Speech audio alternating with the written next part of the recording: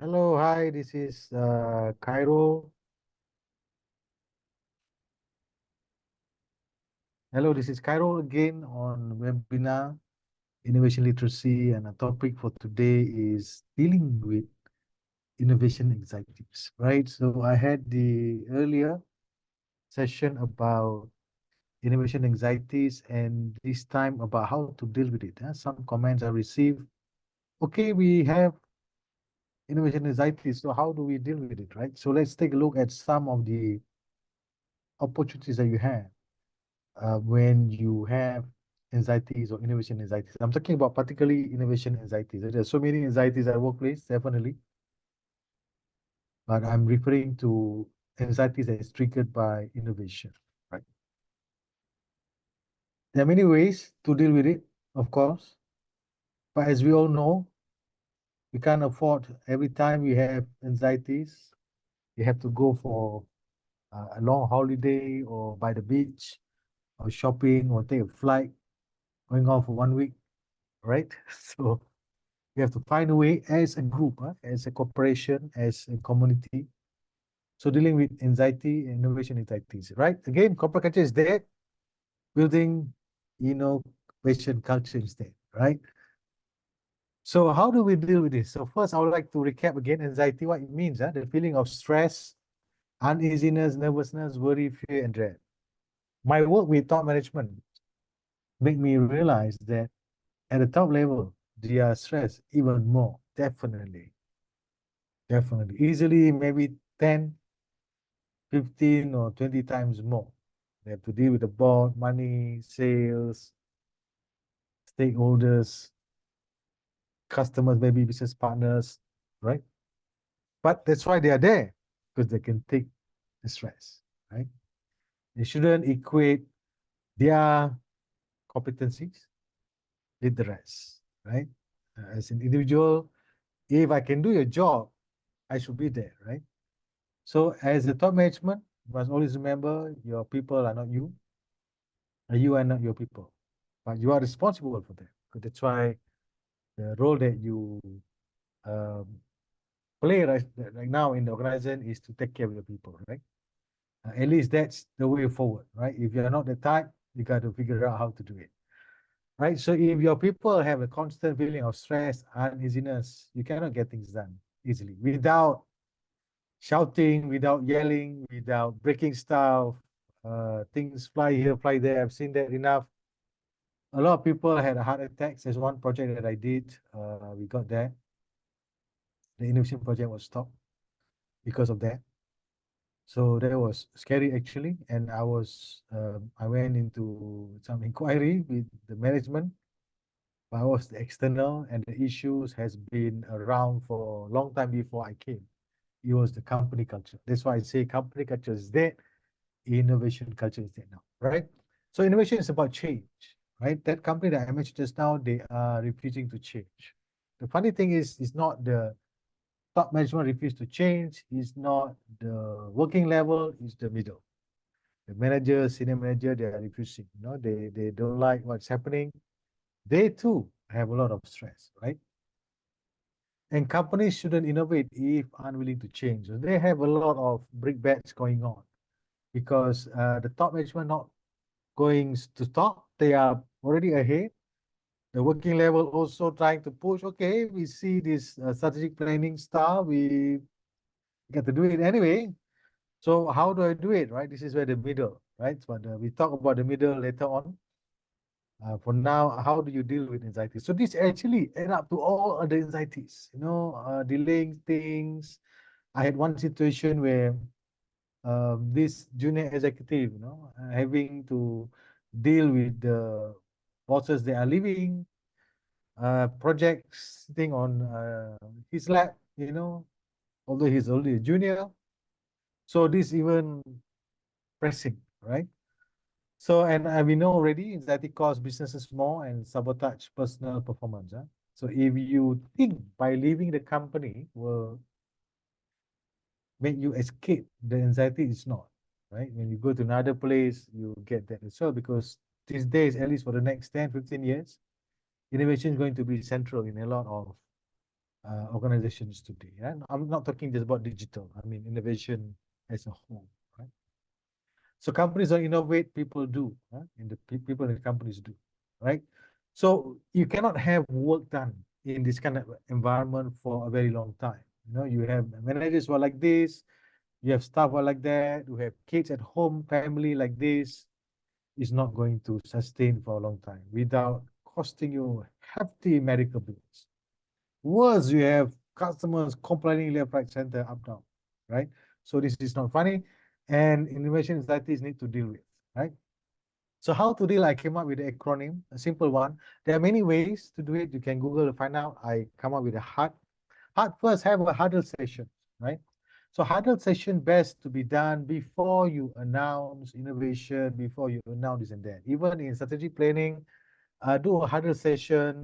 Sometimes we call it a small session with the different people from different groups, right? Sometime in some training that I do, the training is not training actually, but a huddle sessions where the management disguise it as training, so that we are able to deal with work issues, share stories, challenges, past experiences in projects, lessons learned. This is particularly very important if you are the new management, particularly very important, right?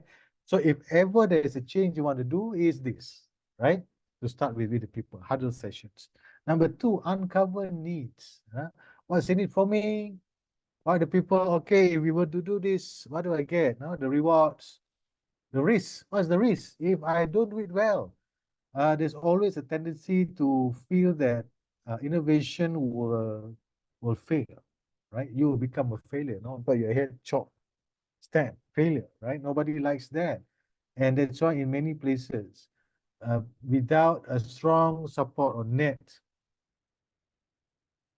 promised by the management, you very unlikely to get people to help you with work with innovation projects because they're so worried about their reputation, right?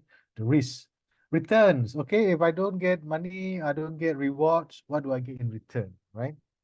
One of the things, the smallest thing I always advise company to do is to give a simple certificate to recognize the people, hey, you're already in innovation. People at the workforce level, they love certificates, right? This is for their career, although they've been there for 10 years, right? They are loyal to you and they want you to recognize them. I don't know why it is a big deal for organization to print out that simple recognition certificates signed by the CEO or whoever the most powerful in the organizations and have a small session to give that away. I have recommended this to at least I think 10 companies. I think only two took the ideas. I don't know, was it the idea?